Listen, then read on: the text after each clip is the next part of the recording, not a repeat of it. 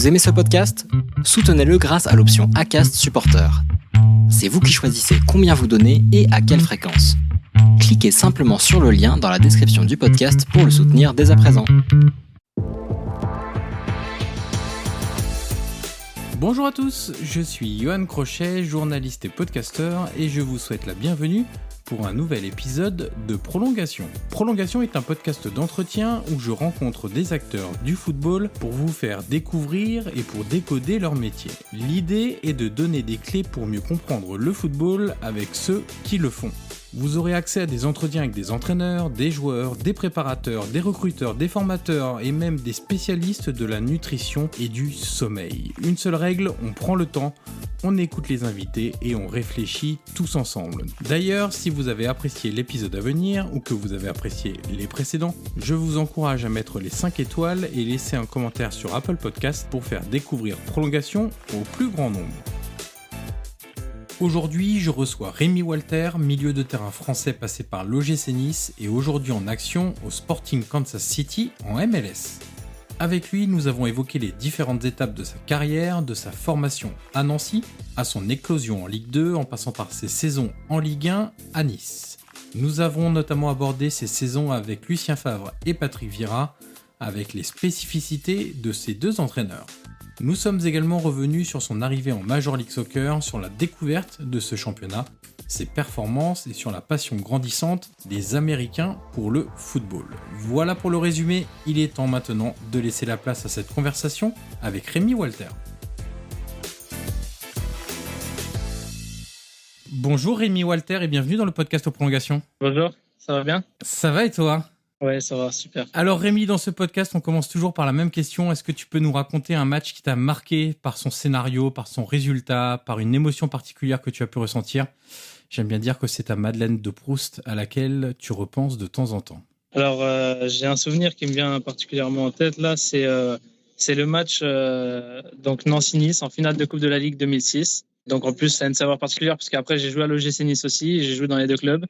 Donc j'étais au stade ce jour-là et une victoire de Nancy en Coupe de la Ligue, donc c'était un super moment et puis voilà, c'était vraiment, ça reste gravé dans ma tête, quoi. Donc ça, c'est ton souvenir, on va dire, en tant que supporter pour le coup, puisque tu étais au stade. Et si je te demande maintenant en tant que joueur ? En tant que joueur, j'en ai eu pas mal, c'est vrai. En pro, j'en ai un particulièrement aussi, c'était avec Nice en barrage de Ligue des Champions, à domicile face à Naples, où j'étais titulaire. Le stade était plein, il y avait une ambiance de folie. Et puis voilà, c'était les barrages retour, donc face à une belle équipe, une grande équipe. C'était vraiment un souvenir inoubliable parce que rien que d'entendre la musique de la Ligue des Champions et de voir le ballon sur le maillot, c'est quelque chose. Après, j'en ai aussi un autre, c'était avec l'équipe de France Espoir. On avait joué contre le Brésil au Mans, c'était au Mans. Et on a gagné ce match 1-0 et j'avais été élu homme du match. J'avais joué en 6 devant la défense. Je crois qu'au milieu, il y avait avec moi Tolisso et Rabiot, je crois, ou quelque chose comme ça. Ou Bakayoko, je ne sais plus, mais voilà, c'était un super match et un super souvenir pour moi. Alors, au milieu, tu avais Timoué Bakayoko et tu avais Adrien Rabiot avec toi. Voilà. Et a priori, l'équipe était quand même assez folle parce que... Alors, je pense que c'était un 4-3-3, j'en suis pas certain, parce que j'ai juste les noms. Mais a priori, on avait aile droite Kingsley Coman, aile gauche Thomas Lemar et numéro 9 Sébastien Haller. Ouais. Avec dans les buts Moisassen et en défense Jordan Amavi, Aymeric Laporte. Il me manque un central. J'ai Benjamin Mendy aussi en latéral et Presnel Kipembe qui avait joué aussi ce match-là. Et honnêtement, quand on regarde les noms maintenant de l'équipe de France et quand on regarde ceux du Brésil, honnêtement, dans le Brésil, il y a très peu de joueurs qui ont vraiment percé, qui a atteint vraiment le très haut niveau. Il y en a qu'un, c'est Ederson qui était le gardien, maintenant le gardien de Manchester City. Mais sinon, tu vois, c'est des Doria, Lucas Silva, Luan, Caio, Kennedy, etc. Donc c'est pas forcément des... Et vous étiez entraîné par Pierre Mankowski, d'ailleurs. C'est ça, ouais, c'est ça. Effectivement. Alors justement, Nancy, tu es arrivé très jeune au centre de formation de la SNL. 7-8 ans, je crois, c'est ça. Est-ce que tu peux nous raconter un peu ton parcours en formation avec, surtout, tu sais, le côté... on n'entend pas souvent les joueurs pros en parler quand ils réussissent à sortir d'un centre de formation, le côté sélection année après année, le départ de ceux qui sont pas retenus, un peu d'incertitude quand même en disant est-ce qu'à la fin je vais être retenu chaque année, etc. Parce qu'on sait qu'il y a des sélections, il y a un écrémage au fur et à mesure des niveaux entre guillemets. L'espoir d'arriver jusqu'à l'équipe première aussi. Comment tu as vécu un petit peu tout ça au centre de formation ? Déjà beaucoup mieux que certains. dans le sens où moi, j'étais dans ma ville natale. Donc, j'étais externe, j'étais pas interne. Donc, j'étais au centre de formation, mais j'avais la chance de pouvoir profiter et d'avoir ma famille autour de moi, de pouvoir faire un peu ce que je voulais, entre guillemets. Par rapport aux autres qui étaient un peu bloqués, justement, dans leur chambre ou au centre, qui est un peu isolé, parce qu'à Nancy, c'est des belles infrastructures, mais dans une forêt. Donc, c'est assez isolé de tout. Et c'est vrai que c'est pas facile. On avait beaucoup de joueurs qui venaient des îles, de la Réunion, de la région parisienne. Ou, voilà, c'était des gens qui venaient de loin, entre guillemets, et c'était pas facile pour eux. Mais pour moi, ça a été plutôt bien par rapport à ça. Puis, j'ai eu un parcours classique, entre guillemets, où j'ai été de temps en temps surclassé avec la catégorie d'au-dessus. Ça m'est arrivé plusieurs fois. J'ai connu les sélections équipe de France en jeune, de mes 15 ans jusqu'à mes 18 ans, en gros. Enfin, 14 à 18 à peu près. Voilà, après, j'ai gravi les échelons au fur et à mesure. J'ai passé les catégories et puis j'ai eu la chance. Enfin, j'ai pas connu le monde de la CFA parce que je suis passé directement des 19 ans au pro. Parce qu'en 19 ans, j'étais entraîné par Vincent Ognon, qui m'a fait débuter avec les 19 ans et qui m'a fait confiance. Et j'ai retrouvé ce même coach en pro un an après parce qu'il était adjoint à Monsieur Gabriel quand on a commencé en pro. Donc, il m'a fait sauter directement la catégorie, la case CFA pour arriver directement en pro. Donc, on s'est retrouvés tous les deux en pro. Ils m'ont refait confiance et c'est comme ça que ma jeune carrière professionnelle a commencé, quoi. Et est-ce que tu as toujours été à ce poste de 6-8 ? On sait que tu peux jouer un peu les deux postes, tu as les qualités, la caisse suffisante pour jouer les deux postes. Est-ce que tu as toujours été à ce poste de milieu de terrain-là ? On sait souvent que c'est souvent au centre de formation que tu as des ailiers qui passent latéraux, ou tu as des 6 qui dépannent, enfin qui reculent ensuite. Est-ce que toi, tu as toujours été dans l'entrejeu ? Alors, en jeune, très jeune, j'ai déjà joué défenseur central, j'ai déjà joué latéral gauche. Après, même en pro, avec sous l'ère Lucien Favre, j'ai déjà joué pas mal de temps milieu droit, ailier droit. Mais à part ça, non, rien de particulier. La plupart du temps en 6 ou en 8. Tout dépend des coachs qui m'ont eu, mais en général, c'était 6 ou 8. Alors toi, tu le disais, tu as eu un parcours un peu particulier parce que tu étais externe, donc ça te facilitait un peu le côté sortir un peu du centre de formation et voir autre chose et ne pas être simplement, le côté un peu enfermé, toujours focus sur le centre de formation. Mais avec le recul aujourd'hui, est-ce que tu as un regard particulier sur les difficultés que peuvent rencontrer les jeunes en centre de formation ? Je sais pas, ça peut être la pression du club, la pression des parents, réussir à la fois le côté sport qui intéresse évidemment tous ceux qui sont en centre de formation, les études peut-être un peu moins, mais il faut concilier les deux parce que de plus en plus d'ailleurs, mais il y a des jeunes ados qui doivent quitter un centre de formation. S'ils sont pas assez bons, on les fait pas passer de catégorie et on leur dit non, il y a trop de problèmes scolaires, ça peut être de comportement, de résultats, etc. La compétition aussi entre vous, parce que il y a beaucoup de monde pour assez peu de place. Avec le regard maintenant et un peu plus de maturité, comment tu juges cette période de ta vie ? C'est sûrement pour moi la période la plus difficile, dans le sens où il faut être performant partout, il faut avoir un mental d'acier, parce que quoi qu'il arrive, pour réussir au haut niveau et pour essayer de tenter de faire une carrière professionnelle, il faut à un moment donné être très très bon mentalement. Et je dis difficile parce que il faut allier en même temps le foot, les études, les devoirs, les matchs le week-end. Et quand tu vois que tu as une jeunesse complètement différente de ce que tu peux avoir pour des jeunes qui sont pas dans ce cursus-là, c'est dur. C'est dur parce que la finalité, c'est que tu sais pas si tu vas réussir. Et tu es dans ce truc-là où tu vas donner ton maximum, mais peut-être que, entre guillemets, c'est du temps perdu parce qu'au final, tu ne vas pas réussir. Donc, c'est sûr que mentalement, c'est compliqué. Après, on est préparé à ça dès le plus jeune âge. Nous, quand on rentre au centre de formation, la première année où, je me rappelle, j'ai une anecdote, la première année où on rentre au centre de formation, il y avait, je sais plus, à peu près 70 ou 80 jeunes. Si on comptait les catégories des U15, des U16, des U17, jusque la CFA, jusque la réserve des pros. Et la première réunion, quand on arrive là-bas, c'est que le directeur du centre de formation, il nous dit, voilà, vous voyez les 80 jeunes que vous êtes ici, la finalité, c'est que sur les 80, il y en a 3, 4 ou 5 qui vont passer pro. Et tous les autres, ils vont pas passer pro. Donc toi, tu arrives, c'est ta première année, et on te dit ça, et tu dis, ah ouais, ça va pas être facile. Puis derrière, le plus dur arrive parce que derrière, comme je dis, tu dois être concentré en même temps sur les cours, les études, parce que il te faut un bagage derrière au cas où le foot, ça ne réussit pas. Et en plus de ça, tu dois être à 200% tous les jours parce que tu as les entraînements, parce que tu as les matchs le week-end, tu dois être le plus performant possible parce que c'est ce qu'on attend de toi pour avoir une chance d'un moment donné, avoir la chance de signer pro. Donc, c'est des choses qui sont pas faciles. C'est un quotidien qui est vraiment pas facile, qui demande énormément de travail et, comme je dis, un mental d'acier, quoi, pour réussir. T'arrivais, toi, à faire à la fois le scolaire et le... Ça t'intéressait, tout du moins, le scolaire à côté du foot, ou tu faisais partie de ceux qui disaient bon, vivement que j'ai fini les devoirs parce qu'il y a que le foot qui compte, quoi. Non, moi, comme je dis, j'ai eu la chance d'être externe. Donc, je rentrais tous les soirs chez moi, je voyais mes parents, je voyais mon frère, je voyais tout le monde.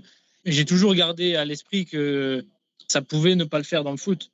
Parce que c'était pas annoncé déjà d'une comme un phénomène, comme on peut en voir ou comme on peut entendre parler de certains. J'étais un bon joueur, j'étais un potentiel du club, etc. Mais bon, ça fait pas tout. Il faut se préparer au pire. Et j'ai toujours gardé dans un coin de ma tête qu'il fallait que je sois bon à l'école. Moi, j'ai toujours été quelqu'un comme dans mon travail à l'heure actuelle, toujours été quelqu'un de professionnel, de studieux. J'étais pas un cancre, j'étais pas quelqu'un qui foutait la merde en cours ou quoi que ce soit. Donc non, moi j'ai toujours gardé ça à l'esprit et je me suis toujours dit que c'était important. Après, c'est vrai que dans un coin de ma tête, à un moment, plus tu montes dans les catégories, plus tu as tendance à privilégier le foot parce que tu te dis que tu es proche et que ça devrait arriver et ça risque d'arriver. Donc c'est sûr que tu es un peu moins focus sur l'école. Mais bon, tu dois quand même charbonner tous les jours parce que c'est important. Et c'est vrai que à un moment donné, pareil, j'ai une anecdote, le directeur du centre de formation donc de l'école, qui s'appelait Ghislain Renaud, qui est toujours en poste, d'ailleurs, je crois. J'avais des bonnes capacités à l'école. Je pouvais à ce moment-là passer en ES, ça s'appelait Bac ES, économique et social. Et il me dit, voilà, il me dit, Rémi, tu peux passer en ES, mais c'est vrai que là, vu comme ça se passe, ça s'est passé cette dernière saison, tu risques à un moment donné de rejoindre les pros à l'entraînement régulièrement, peut-être dans la foulée de signer un contrat pro, etc. Et j'avais 17 ans à ce moment-là. Et il me dit, si tu choisis US, tu vas avoir beaucoup de travail à la maison à faire, beaucoup de devoirs, beaucoup de choses par rapport à l'école. Et en plus de ça, il va falloir que tu sois performant sur le terrain. Donc il m'a dit, la meilleure des choses pour toi, c'est peut-être se diriger vers STG, qui est un bac, c'est pas un bac pro, c'est un bac technologique. Et il m'a dit, ça va te demander moins de travail parce que tu auras moins de devoirs à la maison et puis c'est plus dans tes cordes. Ça va être un peu plus facile qu'économique et social, qui est un bac général. Et voilà, il m'a dit, je te conseille plus d'orienter vers ça si tu veux être à 200% sur le foot. Et finalement, c'est ce que j'ai fait. J'ai choisi cette voie-là parce que je savais que ça allait être moins dur en dehors du foot et pour vraiment être focus sur le foot. Et finalement, j'ai signé pro dans la foulée et ça s'est bien passé. Voilà, ce que j'allais dire, c'est que tu as bien fait parce que tu as commencé très tôt aussi dans l'effectif professionnel. C'est que tu as rejoint d'abord l'effectif professionnel pour t'entraîner. Ensuite, tu débutes à 18 ans, je crois, en Ligue 2, il me semble. Même 17 ans et demi, je crois. Ouais, c'est ça, tu n'as peut-être pas tout à fait 18 ans. Ouais. Et tu fais du coup 2 saisons et demie en Ligue 2 à Nancy. Et la suite, c'est que tu rejoins Nice. J'ai retrouvé des dépêches de l'époque où il y avait d'abord les rumeurs et ensuite l'annonce officielle, où ça disait que tu étais courtisé par plusieurs clubs. Alors, je sais pas si c'est vrai, tu vas me le dire, mais si c'est vrai, qu'est-ce qui a fait pencher la balance pour Nice ? Je précise tout de suite, c'était le Nice de Claude Puel, que tu as rejoint en janvier 2016. Et dans ce Nice-là, il y avait notamment Hatem Ben Arfa, Mathieu Bodmer, Valère Germain, etc. Comme tu dis, j'ai commencé assez tôt à Nancy. J'ai eu 2 saisons pleines pour un jeune, on va dire, parce que je crois que j'ai fait dans les 2 saisons à peu près 30 matchs. C'était très bien pour moi. J'avais eu la chance de commencer le championnat la première saison parce que à la base, je devais pas le commencer. Mais une semaine avant la reprise du championnat, Thomas Mangani se blesse et finalement, j'intègre le 11. Et le premier match, on joue contre Auxerre à domicile à Nancy et je finis homme du match. Et en fait, c'est ce qui a lancé ma saison. Parce que ça s'est très bien passé. Ils ont vu un jeune de 17 ans arriver, faire un bon match. Et du coup, ça a continué. J'ai eu la confiance de Patrick Gabriel, qui était numéro 1 au moment-là, avec Vincent Ognon comme adjoint. Et donc, je fais 2 saisons pleines. La dernière saison se passe pas trop bien. C'était avec Pablo Correa. Ça se passe pas trop bien pour diverses raisons. Et du coup, j'avais des envies de rejoindre la Ligue 1 parce qu'après 2 saisons en Ligue 2, je pense que j'avais en tout cas les caractéristiques pour jouer plus en Ligue 1 qu'en Ligue 2 par rapport à mes qualités. Et donc je fais tout pour aller dans cette voie-là. Et j'ai quelques clubs qui sont intéressés. Je crois qu'à ce moment-là, il y a Marseille, je crois qu'il y a Nantes, je crois qu'il y a Nice et Nancy avait un partenariat avec Monaco de président à président. Et généralement, Monaco essayait de prendre les jeunes de Nancy à fort potentiel, les faire signer chez eux et pourquoi pas faire quelque chose par la suite. Donc voilà, je sais qu'il y avait Monaco dans le truc. Et finalement, c'était vers les périodes de Noël. J'ai mon agent qui m'appelle et qui me dit que Nice est sur le coup et que c'est apparemment du sérieux. Et ça s'est fait très rapidement parce que quelques jours après, moi j'ai dit que j'étais intéressé. Et quelques jours après, j'ai eu donc Monsieur Puel au téléphone. Le courant, il est tout de suite passé. Il m'a fait comprendre que c'était lui et exclusivement lui qui voulait me faire venir là-bas. Je ne sais pas si c'était forcément le président ou le directeur sportif, mais du moins le coach, il était à fond sur moi. Donc on a parlé, c'est très bien passé. Et puis après l'appel que j'ai eu avec Claude Puel, qui a duré une trentaine de minutes, et ben dans la foulée, j'ai signé le contrat avec Nice et je suis arrivé en janvier 2016 à Nice et j'ai signé 4 ans et demi. Et donc après, tu fais 6 premiers mois avec Claude Puel. Et ensuite, il y a un changement d'entraîneur à Nice. Donc, est-ce que là, à ce moment-là, tu te dis, sachant que Claude Puel m'a dit, moi, je te veux absolument, etc., etc., quand tu vois qu'il y a un changement d'entraîneur, est-ce que tu as les premières craintes de dire, si le nouvel entraîneur, il vient, j'ai plus je veux pas dire le confort, mais si Claude Puel te fait venir et qu'il t'a sollicité comme ça, c'est vraiment qu'il te voulait et il te l'a dit. Est-ce qu'à un moment donné, tu t'es dit, ça peut être compliqué? Ouais, c'est sûr. Moi, ça a été, entre guillemets, un petit coup dur parce que le coach qui te fait venir, qui fait tout pour que tu viennes, surtout que tu signes 4 ans et demi, et puis il part 6 mois après en Angleterre à Leicester. Donc, c'est sûr que ça met un petit coup, mais après pour moi, j'étais toujours dans la même optique. J'avais envie de faire mon trou à Nice. C'était à ce moment-là une équipe qui était en plein développement à tout niveau, au niveau des infrastructures, au niveau de la qualité d'effectifs, de la qualité du staff, de tout ce qui mettait en place. C'était en train de rentrer dans une nouvelle dimension, notamment avec les joueurs qui sont passés quand j'étais là-bas. Ben Arfa qui était encore là quand je suis arrivé. Après, il y a eu dans la foulée les Belanda, Dante, Schneider, Balotelli, quand même des grands noms.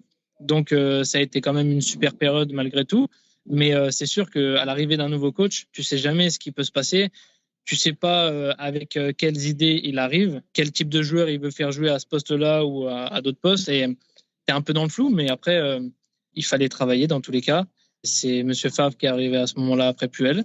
Et puis voilà, après, ça a été, j'ai fait mon petit bonhomme de chemin, quoi. Justement, tu le dis, c'est Lucien Favre qui arrive. Avant d'en parler, je t'ai envoyé un extrait du podcast avec Jean-Marc Furlan. Je vais proposer d'écouter ce moment-là pour ceux qui ne l'ont pas entendu. Moi, quand Lucien Favre est parti de Nice, j'étais malheureux pour le football français. Mais très malheureux. Parce que quand j'allumais la télé, j'allumais que la télé sur Nice quand il était à Nice. Parce que je me régalais, parce qu'aussitôt, et il y en a un ou deux aussi en Ligue 1, tu te régales en 15 minutes, tu vois déjà le travail accompli toute la semaine. Tu dis, tiens, là, il y a une directive.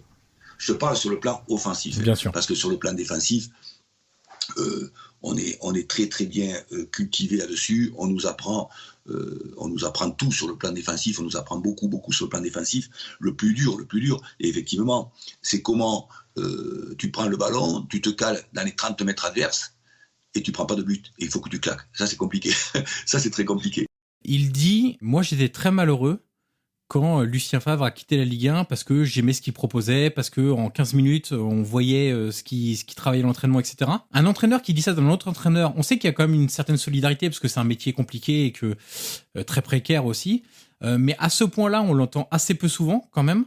Est-ce que ça t'étonne que des entraîneurs comme Jean-Marc Furlan, que des supporters, tu sais qu'à Nice, on parle encore du Nice de Lucien Favre avec une certaine nostalgie, que des journalistes comme moi ont adoré le Nice de Lucien Favre. Est-ce que tu comprends que ça ait marqué à ce point-là autant de monde ? C'est sûr que c'est un grand coach. Et c'est sûr que ça peut être que bénéfique pour la Ligue 1 ou pour une équipe d'avoir un standing de coach comme ça. Moi, personnellement, je trouvais que c'était un super coach. J'en garde un super souvenir. C'était un gros travailleur. Il est arrivé avec un peu la mentalité allemande de travail. Donc, c'est vrai que c'était pas facile tous les jours. On travaillait beaucoup. C'était un minimum d'entraînement d'heures sur le terrain. C'était un minimum de 2 heures à chaque fois, chaque entraînement. Où c'est simple. Et lui, c'était un coach qui était vraiment axé sur la tactique. Donc, par rapport à l'équipe qu'on jouait, c'est vrai, on travaillait énormément en tactique. Et voilà, après, comme je dis, c'était un plaisir de travailler avec lui. C'est quelqu'un de très compétent, mais qui a son style et il faut savoir s'y adapter, tout simplement. Son style humainement, tu veux dire, plus que style tactique dans ce cas-là ? Ouais, humainement, il est un peu spécial parce qu'il n'a pas le rapport joueur-entraîneur comme d'autres peuvent l'avoir, comme Patrick Vieira, par exemple, avec qui j'ai été après, qui a vraiment un côté humain, etc. Alors que Lucien Favre, il nous vous voyait déjà, il nous vous voyait tous.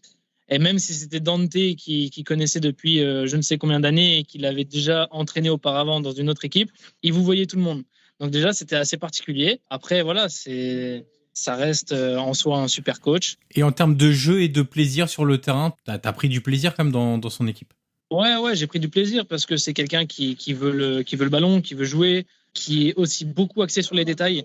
On travaillait énormément sur les détails en vidéo. Par exemple, je me rappelle d'un truc, c'était que quand il y avait un ailier qui débordait pour aller centrer, c'était presque pour lui une interdiction d'intervenir du pied droit. Si c'était l'ailier droit, par exemple, il voulait qu'on intervienne du pied gauche parce que ça pouvait jouer sur des millimètres. Et forcément, comme le pied gauche est plus proche pour intervenir sur le ballon, c'était impossible qu'un défenseur vienne défendre avec le mauvais pied, par exemple. Donc, c'était que des petits détails comme ça. Il était vraiment axé là-dessus. Et puis, finalement, c'est vrai parce que au haut niveau, c'est des détails qui font la différence. Et il nous montrait des vidéos où il nous disait, regardez, si là, le joueur, il avait fait ça, et ben derrière, il n'y avait pas but ou il n'y avait pas occasion, etc. Donc, voilà, il arrivait avec ses idées. C'est quelqu'un qui aimait la possession de balle, qui avait un bon fond de jeu et qui arrivait à transmettre ça à toute l'équipe. Et c'est pour ça que, sous son air, il y a eu des super résultats et l'équipe a été super bonne. Et puis il y a des joueurs qui ont progressé. On peut te prendre toi comme témoin aussi. Je pense que rencontrer au début de ta carrière professionnelle en Ligue 1 pour le coup, mais rencontrer Claude Puel puis Lucien Favre, je pense que ça doit bien aider dans ton parcours, ton jeune parcours pour progresser, pour comprendre l'exigence aussi au quotidien. Donc il y a toi évidemment, tu vas m'en parler, mais je rappelle juste un petit peu les joueurs qui étaient avec Lucien Favre. Il y a Dalbert, Ricardo Pereira, Willan Cyprien, Jean-Michel Seri, Alassane Pléa, Vincent Cosiello. Tout ça, c'est des joueurs qui ont eu un niveau de performance très élevé à Nice, où on voyait semaine après semaine le travail quotidien qui payait. On voyait qu'Alassane Pléa n'était plus simplement un joueur de débordement, mais qui comprenait de plus en plus le jeu, les situations, comment se déplacer, comment se démarquer par rapport à son adversaire direct, etc. Je prends Alassane Pléa en exemple, mais il y en a tant d'autres. Et c'est vrai que pour juger de la qualité du travail plutôt que de la qualité du travail d'un entraîneur, quand on est externe à tout ça, comme nous, les journalistes, c'est vrai que de voir les progressions individuelles qui ensuite te permettent d'avoir un collectif très fort, ça aide aussi à voir un petit peu le travail. Non, déjà, il faut savoir que ce soit l'un ou l'autre, que ce soit M. Puel ou M. Favre, c'est deux coachs qui aimaient les jeunes et qui aimaient faire jouer les jeunes et les faire progresser. Donc déjà, par rapport à ça, c'était top pour nous. Parce que quand tu as 22, 23 ans, 21 ans, 20 ans, et que tu as un coach qui aime ça, ça te donne énormément de confiance déjà pour arriver sur le terrain et être bon.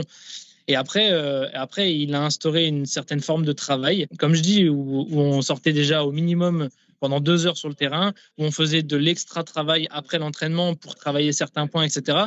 Donc je pense que c'est pas forcément Monsieur Favre. Je pense que à l'OGC Nice, ça a été un tout. Ça a été d'abord un coach de très bonne qualité. Ça a été des infrastructures qui sont devenues de très bonne qualité, des terrains qui étaient excellents au niveau de leur qualité aussi. Voilà, je pense que c'est un tout et c'est Nice qui est passé dans une autre dimension par rapport à avant. Et voilà, après, quand tu ramènes des joueurs d'un certain standing, ça peut que aider les jeunes qui s'entraînent tous les jours avec ces joueurs-là et ça peut que augmenter le niveau de l'équipe. Je pense que c'est un tout. Tu joues 22 matchs la première saison avec Lucien Favre, en Ligue 1, je précise. En janvier 2018, donc la saison d'après, 2017-2018, tu joues moins. Tu es prêté à 3. Il y a pas mal d'arrivées dans ton secteur. Il y a Les Melou, même s'il joue un cran plus haut, mais il y a quand même, en termes de milieu de terrain global, on va dire. Il y a Les Melou, il y a Tamézé, il y a Nampalys Mendy, il y a Jean-Victor Makengo qui est un peu jeune, mais ça fait un élément de plus. Tu joues un peu moins et tu pars à 3. Et la saison d'après, il y a un nouveau changement d'entraîneur à Nice. C'est Patrick Vieira qui arrive. Et là, tu retrouves ton statut que tu avais sous Lucien Favre. Tu joues plus, etc. Je te propose, je vais te lire un extrait d'interview que j'ai fait avec Adrien Tamézé il y a, 2 mois ou un truc comme ça, où il me parlait de Patrick Vieira à Nice. Je l'avais fait pour le site de RMC Sport. Donc, je cite évidemment Adrien. Il parle de Patrick Vieira, il me parlait beaucoup de la nécessité d'être très professionnel, d'arriver tôt à l'entraînement, de chercher à faire plus. Pas seulement moi, mais tout le groupe. Je me souviens d'une chose qu'il m'avait dit. Il m'avait dit, le plus dur, c'est de changer les mentalités. Et c'est vrai qu'en France, on n'a pas toujours cette bonne mentalité. Il avait été exigeant sur certaines choses et on avait eu du mal à le faire. Je pense que s'il avait réussi à mettre en place tous ces éléments, on aurait fait de meilleures performances avec lui. Maintenant que j'ai découvert le haut niveau, je comprends ce qu'il voulait dire. Il m'a apporté aussi au niveau de mon jeu, de mon positionnement, de l'agressivité à avoir. Bon, la dernière phrase est un peu en détail. T'es d'accord avec ce que dit Adrien sur le passage de Patrick Vieira à Nice ? Ouais, complètement. Complètement. Je pense qu'il est arrivé avec son staff, qui est un staff américain exclusivement, pratiquement. Et je pense qu'il a la mentalité un peu à l'anglaise, à l'américaine, où c'est beaucoup de travail, C'est vrai qu'en France, on a tendance, dès qu'on travaille un peu, à croire que c'est dur et à croire qu'on en fait trop. Mais en fait, tu te rends compte quand tu pars à l'étranger. J'ai connu la Turquie après la France. Maintenant, je connais les États-Unis. Et tu te rends compte qu'en France, en fait, tu es dans un confort absolu et finalement, tu travailles pas énormément. Et moi, je me rends compte aujourd'hui, c'est vrai que pour parler de moi par rapport aux saisons, quand tu disais avec Favre, j'ai un peu moins joué la deuxième saison avec lui, j'ai enchaîné les blessures. C'est vrai que le problème avec moi, c'est que j'enchaînais 2 bons matchs et je me blessais. Un peu comme fait Youssef Attal pas mal de fois à Nice. Il enchaîne, il se blesse. Il enchaîne, il revient. Après, quand tu reviens, il faut regagner ta place parce que derrière, il y a une équipe qui s'est mise en place. Il faut que tu rejoues et quand tu rejoues, tu te reblesses. Et c'est un peu ce que j'ai vécu. J'ai vécu beaucoup de blessures à répétition et sûrement, je vais pas dire mon hygiène de vie parce que j'ai toujours été à fond là-dessus et j'ai toujours été professionnel sur ça. Mais peut-être que le fait de moins travailler ou de pas travailler assez, peut-être que ça a engendré ces choses-là. Et là, maintenant, je découvre la culture américaine, par exemple, et je m'aperçois qu'on bosse énormément. Et depuis que je suis arrivé ici, j'ai pas une seule blessure musculaire, j'ai pas de pépins physiques, entre guillemets. Les seuls trucs qui me sont arrivés l'année dernière, c'était une blessure au genou, mais c'était sur un coup. Donc, c'était le ligament qui était touché, mais bon, rien à voir avec un pépin physique classique. Et ouais, je pense que Adrien Tamez, il a raison là-dessus. Vieira, moi, j'en garde le souvenir que c'était quelqu'un de très humain, qui est très simple, qui est très humble. C'est facile de parler avec lui. Si tu as besoin de lui dire quelque chose, tu vas dans son bureau, tu peux parler avec lui. Il a été joueur, il sait de quoi il parle et il connaît le monde du foot. C'est pas quelqu'un qui connaît rien. Donc non, c'était très facile et moi, j'ai jamais été aussi bien sur le terrain qu'avec lui. Parce que pour moi, c'est le style de coach qu'il me fallait. Je pense que quelqu'un comme Favre, bien sûr, il m'a fait progresser, mais pour être à 100% sur le terrain au niveau de mes qualités, je pense que Vieira, ça a été le top. Et donc là, c'est plus le côté humain du coup. Ouais, parce que Vieira, il avait ce côté humain où il était rassurant, où il arrivait à donner une certaine confiance, où quand tu rentrais sur le terrain, tu n'avais aucune pression. Tu n'avais aucune pression, tu savais que si tu perdais un ballon, c'était pas grave, tu savais que si tu... Je sais pas comment dire, j'étais vraiment très très à l'aise sur le terrain avec lui. Et c'est, quand on regarde ma saison avec lui, c'est ma meilleure saison entre guillemets. J'ai enchaîné les matchs, j'ai eu des stats, je crois que je termine la saison avec 4 ou 5 buts. C'était pour moi une de mes meilleures saisons depuis que j'étais pro. Et voilà, je pense que chaque joueur a besoin d'un type de coach et Vieira était ce type de coach dont j'avais besoin. Est-ce que du coup ça doit pas t'étonner forcément le bon boulot qu'il est en train de faire à Crystal Palace, ou peut-être que là la mentalité anglaise, un peu plus imprégnée évidemment dans la culture, le travail, etc., ça lui correspond peut-être mieux que ce qu'il avait en France finalement? Ouais, je pense qu'il fait du bon boulot et puis partout où il passera, il fera du bon boulot parce qu'il a ses idées. C'est quelqu'un de, comme je dis, de très humain, donc ça passe avec les joueurs.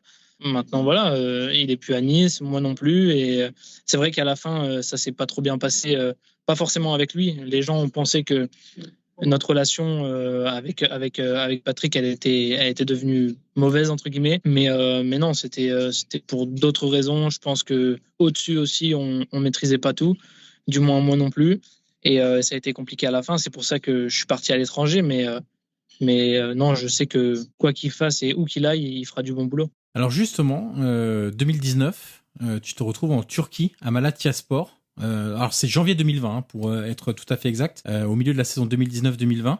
Selon toi, pourquoi ça n'a pas marché là-bas? Alors je commence par dire peut-être une des raisons, c'est que malheureusement j'ai eu beaucoup de témoignages comme ça de joueurs quand ils signent en Turquie, etc.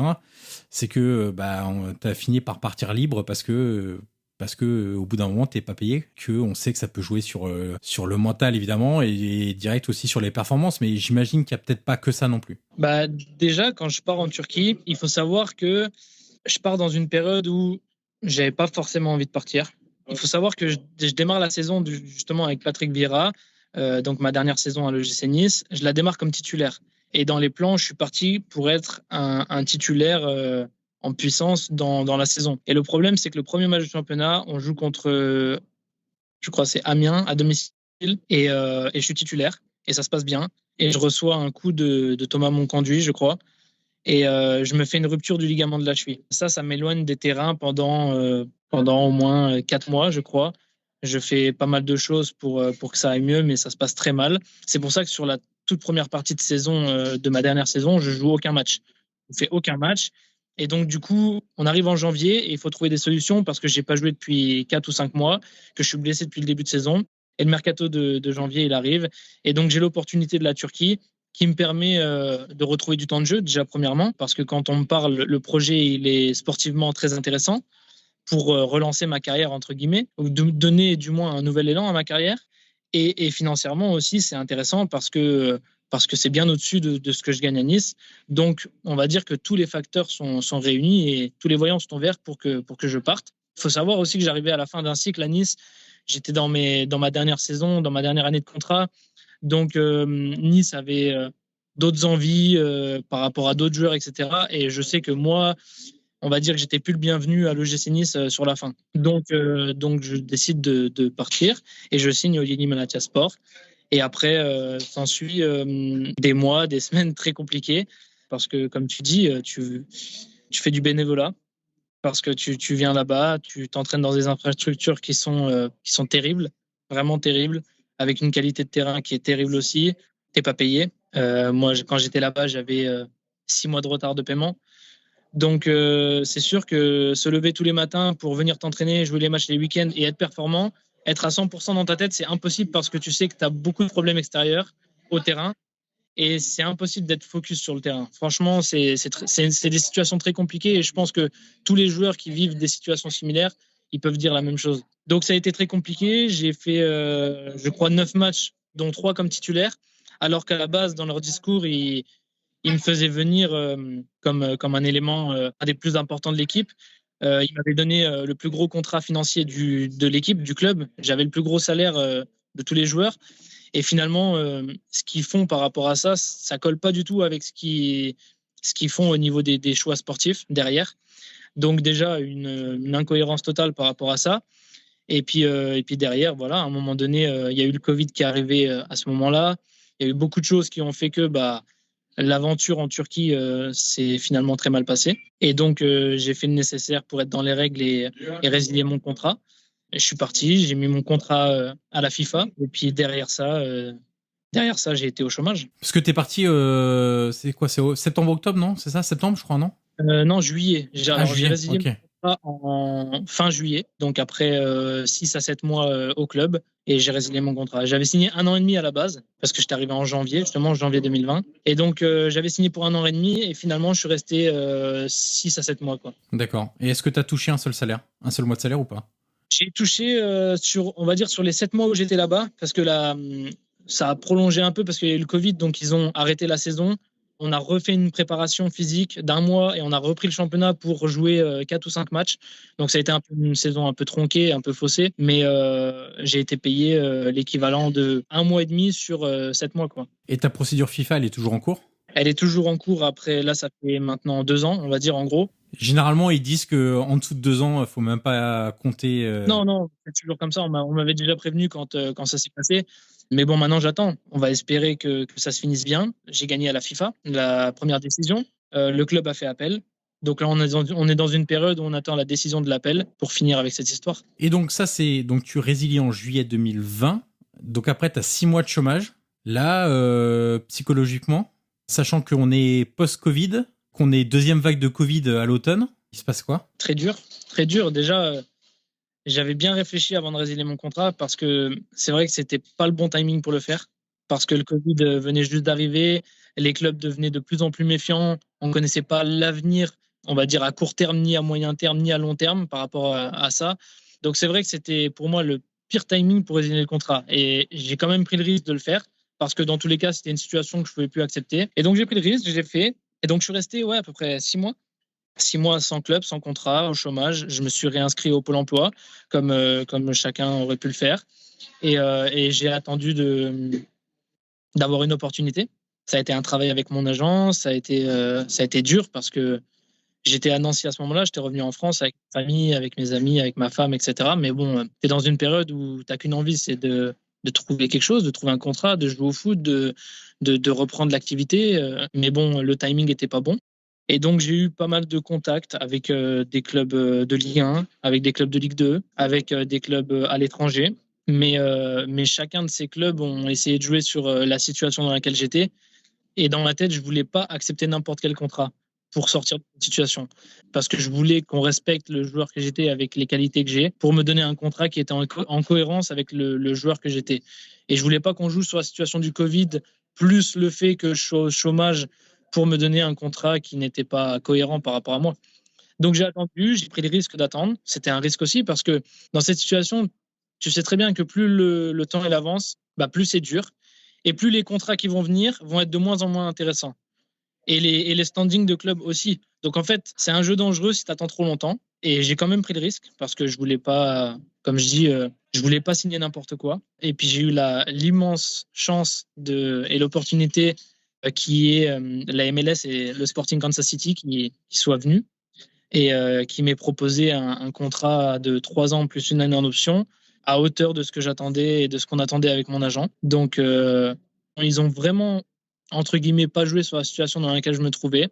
Ils ont plus regardé le joueur que j'étais avec mes qualités, ce que j'avais fait auparavant dans ma carrière, pour me proposer un contrat. Donc j'étais très reconnaissant par rapport à ça.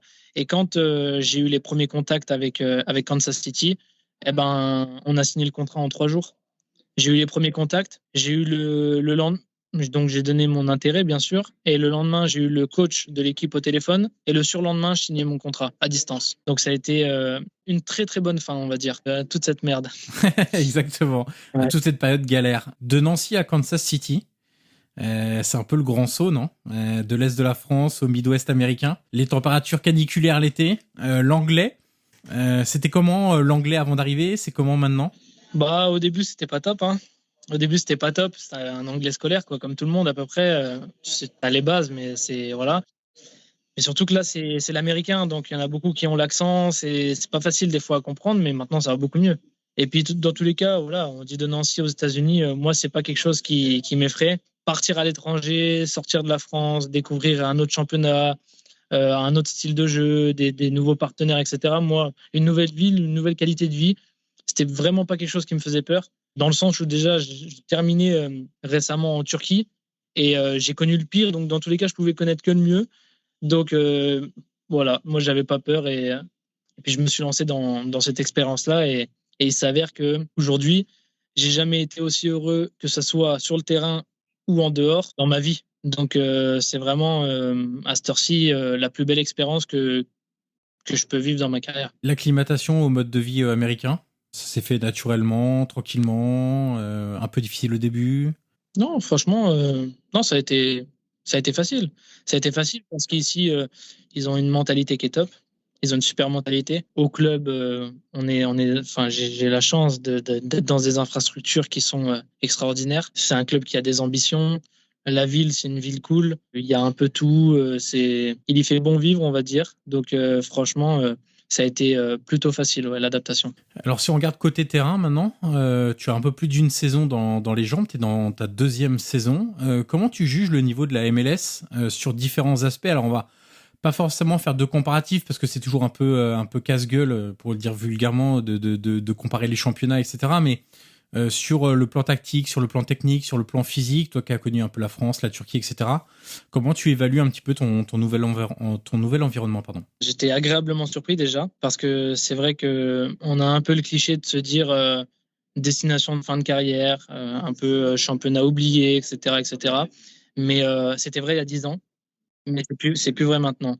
Et ceux qui suivent le championnat ou ceux qui y jouent, ils le savent. Ceux qui connaissent le football le savent. Maintenant, je trouve que c'est une super ligue.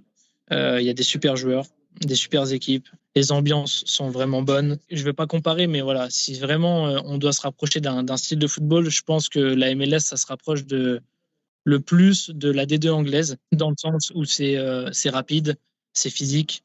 C'est vraiment un championnat axé sur ça. Mais voilà, franchement, ils ont complètement changé leur mentalité par rapport à avant, où ils avaient tendance à récupérer des joueurs qui avaient un certain nom et une certaine carrière, comme Ibrahimovic. Les premiers à venir, c'était Alessandrini de Marseille. Il y a eu Matuidi, il y a eu Higuaín, Chicharito, et qui sont toujours là, hein, pour certains. Mais ils ont changé cette mentalité-là, et maintenant, c'est vrai qu'ils veulent plus axer sur les jeunes à potentiel, comme moi, par exemple, quand ils m'ont pris, parce que quand je suis venu ici, j'avais 25 ans. Donc, ils sont plus axés sur ce truc-là maintenant. Et puis sur les académies aussi, je trouve qu'ils sont en train de faire un travail sur la formation.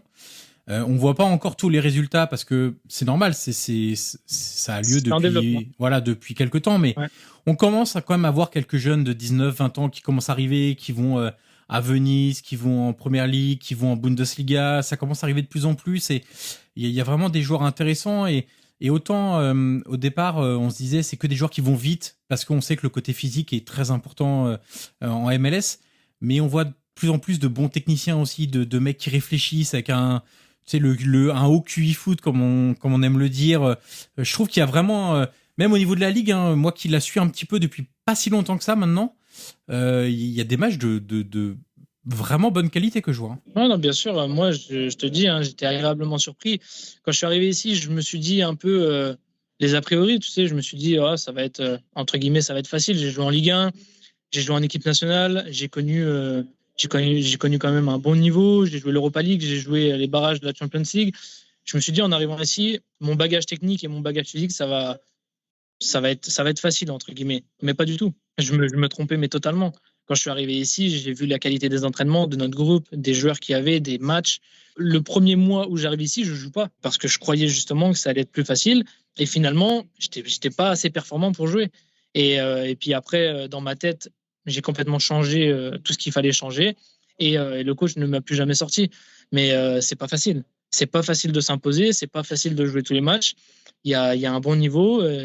Et franchement, ça se développe d'année en année. C'est en plein développement à tout niveau. Au niveau de la formation des jeunes, comme tu dis, il y a de plus en plus de jeunes qui sortent et qui arrivent à jouer au niveau pro et même à partir, à rejoindre l'Europe.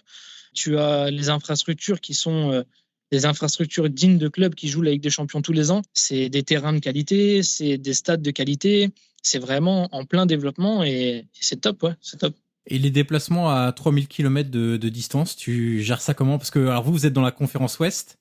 Vous êtes, je crois qu'il y a que Nashville qui doit être plus à l'est que vous de la conférence Ouest. Donc vous avez Los Angeles, vous avez Vancouver, vous avez Seattle, vous avez, je sais plus, il y en a encore d'autres. Les déplacements à 3000 km de distance, l'avion, alors les fuseaux horaires, il y a que 2 heures, mais ça peut jouer un peu quand même. Ça va ? Tu gères bien maintenant ? Ouais, ça va. Après, nous, la chance qu'on a, c'est que Kansas City, c'est en plein milieu des États-Unis. Donc, qu'on joue à l'ouest ou à l'est, généralement, le maximum en temps d'avion qu'on peut avoir, c'est 3h30. Ça, c'est vraiment le maximum. Donc, nous, on a cette chance-là d'être bien positionné. Mais quand on va à Los Angeles, c'est 2 heures d'avion.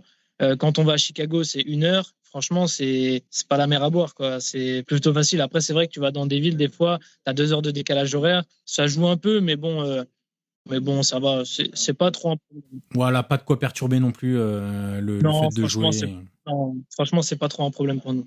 Alors, tu as un peu parlé de la mentalité américaine qui te plaisait bien. Donc, je vais pas en faire beaucoup des caisses là-dessus. Si tu veux rajouter un truc, je te laisse le champ libre sur un peu, en gros, la différence de mentalité entre les États-Unis et ce que tu as connu ailleurs.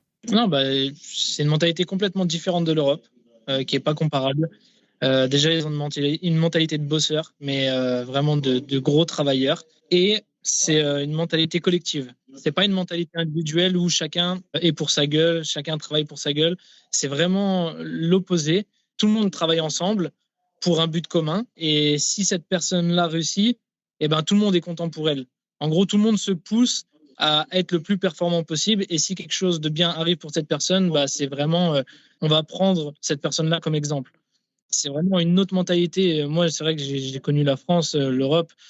C'est vrai que c'est beaucoup individualiste. Il y a moins de... C'est pas pareil. C'est vraiment pas comparable. Et je pense qu'il faut vivre cette expérience-là pour comprendre un peu la mentalité américaine, qui, moi, personnellement, convient totalement. D'accord. Tu parlais des stades tout à l'heure. Le stade de Kansas City, je me souviens, avait accueilli un match Je suis en train de réfléchir pour pas dire de bêtises. Je suis en train de me demander si c'était pas le premier match officiel de Rudy Garcia à la Roma.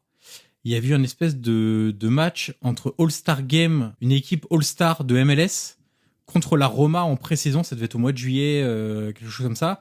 Et le stade était construit depuis peu. Et le stade était magnifique, était plein, etc. Et j'ai regardé un peu les affluences là, des différents stades de MLS et du vôtre en particulier, qui est quasiment tout le temps plein. Alors, c'est pas un énorme stade, mais je trouve que la MLS a l'intelligence de pas faire des stades de 50 000 quand ils savent qu'ils pourront pas remplir plus de 20 000, en fait. Et ça, c'est hyper intelligent parce qu'à l'écran, tu préfères voir un stade plein qu'un stade à moitié vide. Et justement, à Kansas City, comment ça se passe? Parce que entre vous, il y a la MLS, donc il y a la franchise de soccer, mais il y a aussi les Chiefs en NFL, en football américain. Il y a les Royals en baseball, voilà, qui prennent quand même pas mal de lumière. Mais est-ce que tu sens quand même, alors je parlais de l'affluence, mais même au niveau de la ville, des supporters, etc., en dehors des jours de match, tu sens un peu la sauce soccer qui est en train de prendre? Ah bah carrément, mais le soccer, il est en train de prendre de plus en plus, d'année en année, une place de plus en plus importante dans la tête des gens aux États-Unis. C'est vrai que les États-Unis, c'est la NBA, c'est le football américain, c'est le baseball, c'est le hockey sur glace, etc. Mais le football, pour moi, là, est en train de dépasser le baseball. Du moins à Kansas City, on a dépassé le baseball pour moi. Après, c'est sûr qu'il y a le football américain ici à Kansas City, les Chiefs. Mais c'est vrai que, comme tu dis, ils sont malins, ils font des stades cohérents par rapport à ça. Les seuls grands stades qu'il y a en MLS, c'est quand le stade, appartient, on va dire, à l'équipe de football américain et à l'équipe de football. Donc là, ça fait des stades énormes, j'ai pas d'exemple comme ça, mais je vois aussi le stade d'Atlanta, qui est un stade franchement, on est parti jouer le premier match de championnat, on est parti jouer là-bas.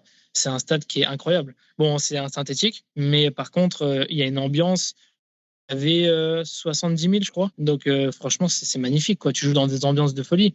Et quand c'est chez nous à Kansas, tu as, je sais pas, 20 000, quelque chose comme ça. Tu dois avoir quelque chose comme ça, 20 000, mais le stade, comme tu dis, il est tout le temps plein. Donc, tu joues dans des ambiances qui sont top. Franchement, c'est vachement bien. Hein. C'est vachement bien. Si tu devais faire un bilan avant de passer à la fameuse dernière question, qu'est-ce que tu espérais en venant jouer aux États-Unis? Et un peu plus d'un an plus tard, quel bilan tu fais? Quand je suis venu ici, déjà, j'avais envie de retrouver goût à la profession, au football en général, parce que j'avais vécu des années un peu compliquées les années précédentes. Et je voulais donner vraiment un nouvel élan à ma carrière. Et il n'y avait rien de mieux pour moi que de rejoindre un championnat comme ça et un pays comme ça pour justement donner un nouvel élan à ma carrière.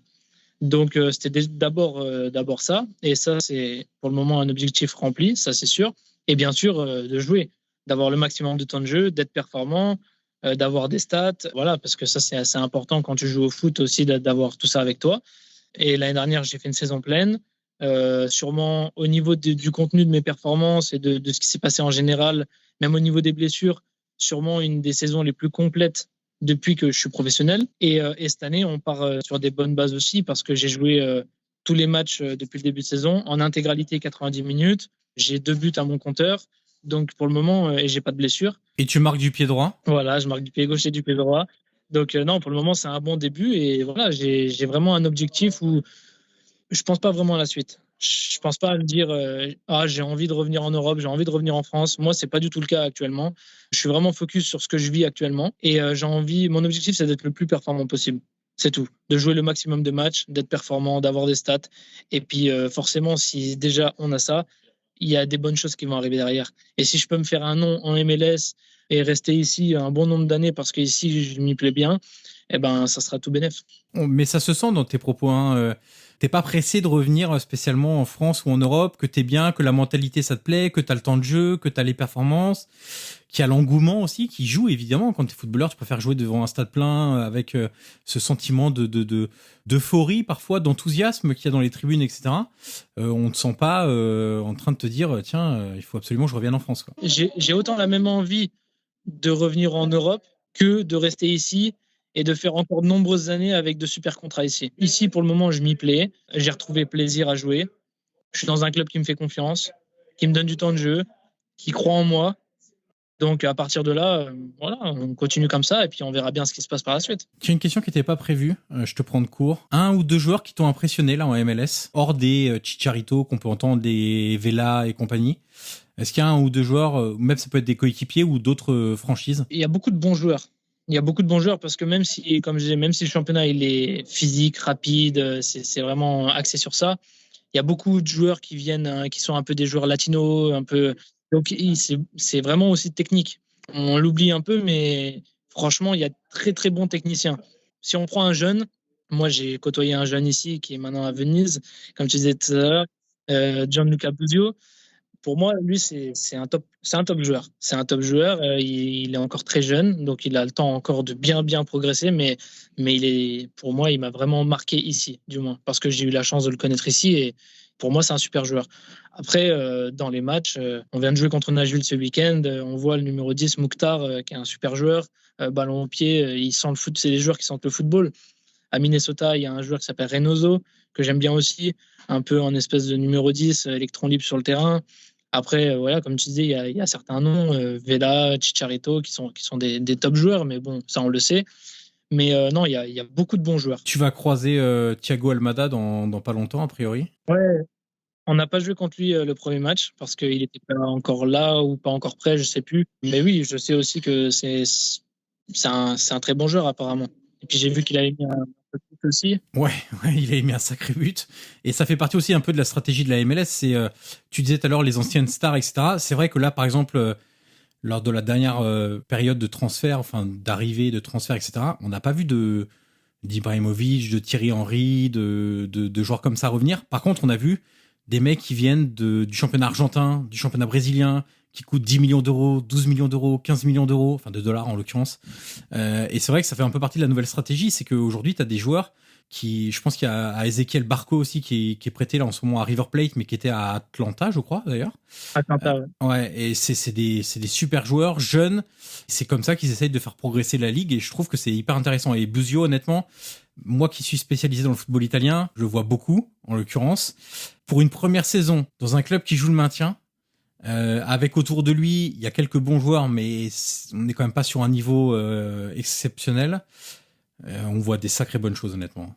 C'est vraiment un super joueur. Ouais, mais comme tu dis, même la MLS, en général, ils ont tout pour attirer un joueur à venir ici. Le seul truc qui peut te manquer à un moment donné, c'est les compétitions européennes. C'est de ne pas pouvoir jouer l'Europa League et la Champions League si à un moment donné, tu aspires dans ta carrière à jouer ces compétitions-là. Mais honnêtement, pour un joueur lambda, ils ont tout pour attirer un joueur ici. Parce qu'il y a la qualité de vie, il y a la qualité des infrastructures, il y a la qualité du championnat, il y a tout. Franchement, il y a l'argent, il y a rien qui peut te dire à un moment donné, ah non, la MLS, c'est pas bon. Juste les a priori des gens qui disent que c'est un championnat un peu sous-coté, etc., etc. Mais il faut savoir que c'est en plein développement et que je suis sûr que dans plusieurs années, il y a encore beaucoup plus de monde qui voudront venir ici. Ça, c'est une certitude. Et puis, juste pour souligner le travail des académies, en ce moment, il y a je sais pas si tu sais, mais il y a la Generation Adidas Cup qui a lieu à Dallas. C'est des U15 et des U17, et j'ai vu plusieurs matchs, et honnêtement, il y a des académies de clubs en MLS qui jouent des académies sud-américaines ou européennes qui sont invitées. Il y a River Plate, la Roma, Manchester United, Porto, etc., etc. J'ai vu notamment un Inter Miami Roma, qui est un des meilleurs centres de formation d'Italie. Ils se sont fait manger. Alors physiquement essentiellement, à cet âge-là, en plus en U17, ça se voit encore plus. Mais ça travaille bien, attention, hein, c'est vraiment en train d'arriver. Oui, bien sûr, ça devient une vraie culture ici. Et comme je disais, moi, je parle de temps en temps avec des anciens dans le vestiaire, comme Zusi, comme Tim Melia, le gardien, etc. C'est des joueurs à un moment donné qui ont joué avec l'équipe nationale des États-Unis et qui ont fait toute leur carrière aux États-Unis. Et moi, je leur avais demandé, à Zusi, je lui avais dit, mais quand même, t'es un bon joueur, t'as pas pensé à un moment donné rejoindre l'Europe ou t'as pas eu de proposition sur certains clubs en Europe, etc. Il m'a dit si, j'ai déjà eu, mais aucune envie de partir. Et quel intérêt j'ai à partir? Je me sens très bien ici, je gagne bien ma vie pour un footballeur, ça se passe super bien, j'ai mon équilibre ici. Voilà, le mec, il a fait toute sa carrière en MLS, mais parce que ça prouve bien que la MLS, c'est très bien, c'est très bien. Sinon, il serait déjà parti. Hein. Ouais, et puis l'exode est de moins en moins facile aussi. C'est-à-dire que tu as des clubs qui sont aussi en capacité de retenir les joueurs. On sait que le plafond salarial augmente au fur et à mesure. On sait que les spots pour les jeunes ne comptent pas dans le roster habituel où on peut dépasser les salaires. Il y a quand même 3 postes aussi de de joueurs désignés qui te permettent quand même d'offrir des gros salaires aussi à des jeunes joueurs si tu veux absolument les retenir, etc. Donc, je trouve que, honnêtement, pour ceux qui veulent se dire il faudrait avoir 2 ou 3 ans d'avance sur tout le monde et commencer à suivre des championnats intéressants, etc., regardez ce qui se passe vraiment du côté de la MLS, parce que moi, des jeunes joueurs, j'en vois plein. Je pense à Marshall Rutty, par exemple, de Toronto, qui est un joueur assez intéressant. Jadon Nelson, qui est aussi à Toronto, qui est bien. Il y a le petit Koné de Montréal, là, qui est en train de vraiment s'imposer à Montréal. Enfin, les joueurs que tu as cités, etc., honnêtement, il se passe de belles choses. On arrive au bout de l'entretien, Rémi, et la dernière question est toujours la même pour tous mes invités. Qui aimerais-tu entendre dans ce podcast dans les prochaines semaines ? Alors, tu me l'as dit avant, puisque je t'avais prévenu de la dernière question, donc je vais pas faire semblant de faire durer le suspense. Qui m'as-tu proposé ? Moi, je te propose Arnaud Souquet, défenseur de Montpellier actuellement, parce que déjà, je le connais très bien. On a joué ensemble à Nice. On est resté potes en dehors et c'est quelqu'un avec de très bonnes valeurs, c'est quelqu'un de très bien humainement et il a vécu un parcours assez atypique pour un footballeur. Donc je pense qu'il aurait pas mal de choses à raconter, pas mal de bonnes choses et surtout être une source d'inspiration pour les jeunes qui sont à un moment donné soit en difficulté, soit qui croient pas trop en leurs rêves ou voilà, je pense qu'il peut être une bonne source d'inspiration parce que son parcours c'est entre guillemets un très très bon exemple. Et ben ça me fera une nouvelle invitation à lancer au MHSC qui d'ailleurs ça me permet de le souligner est un des clubs qui me facilite le plus la vie pour les invités, qui acceptent à peu près tout, donc ça c'est absolument génial. Donc je ferai une nouvelle demande sur Arnaud Souquet. Merci Rémi beaucoup pour ton temps. Tu étais en direct du centre d'entraînement de Kansas City. C'est ça. On enregistre, alors je le précise, il est 21h heure française, donc chez toi il est 14h. 14h, c'est ça. Exactement, et donc tu vas pouvoir te mettre devant la télévision et regarder des matchs de Ligue des Champions, puisque ce soir il y a Atlético City notamment. Ça fait quoi de regarder la Ligue des Champions à 14h ? Ah bah maintenant je suis habitué. Hein. Je suis habitué, je rentre de l'entraînement, je fais tout ce que j'ai à faire et puis à 14h je me mets devant les matchs. Franchement c'est pas mal. Hein. Ouais, c'est clair, ouais, ça permet de se coucher pas trop tard, c'est bien. Ça. Ah non, franchement, c'est bien. Ça occupe bien l'après-midi de temps en temps. Ouais. Exactement. Merci beaucoup, Rémi. Bonne continuation. Bonne saison 2022 avec le Sporting Kansas City, en espérant que tu continues à marquer du pied droit, du pied gauche et pourquoi pas de la tête d'ailleurs. Le prochain. Nouveau défi. et puis à très vite. Merci beaucoup, Rémi. Merci, à bientôt. Et voilà, c'est terminé. Merci d'avoir écouté cette conversation. Le podcast Prolongation est disponible sur l'ensemble des plateformes audio comme Apple Podcast, Google Podcast, Spotify et Deezer. N'hésitez pas à mettre les 5 étoiles sur Apple Podcast si vous avez apprécié le contenu de cette interview. C'est une étape très utile pour faire découvrir ce podcast au grand public. Vous pouvez également me suivre sur les réseaux sociaux et tous les liens sont dans la description de cet épisode. Je vous dis à très vite pour une nouvelle conversation autour du foot.